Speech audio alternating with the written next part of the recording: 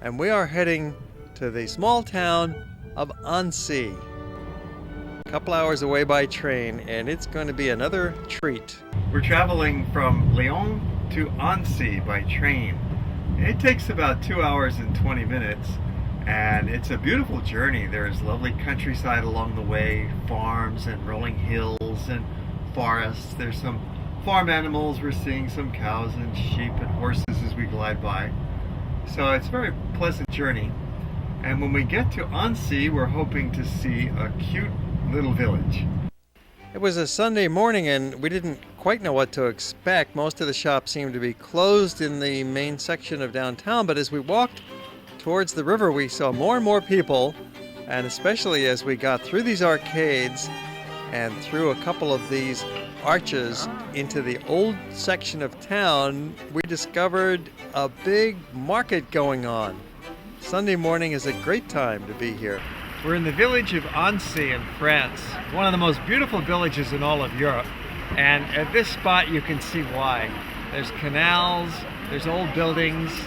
The Palais de Lille is here as they considered the most photographed building in the countryside of France, perhaps second only to the Louvre and the Eiffel Tower in Paris itself. This is a very popular village, and on Sunday mornings they have a marketplace. Now we're going to spend the next couple of minutes simply wandering through the marketplace, through the arcades.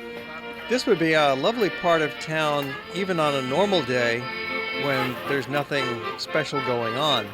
But especially on a Sunday morning, wow, it really, really comes to life. It is so filled with energy and activity and with people. And olives. We're in France after all, and they love their olives. Okay. You can get some tapenade, that's the ground up crushed olives. They're giving away some free samples there. Some unusual artichokes. All sorts of things for sale besides food. They've got books and clothing and old bric-a-brac and junk, and just a great spot for people watching. Sheltered in these medieval arcades, you can imagine that this has been going on here for probably 500 years in pretty much the same way as it's functioning today.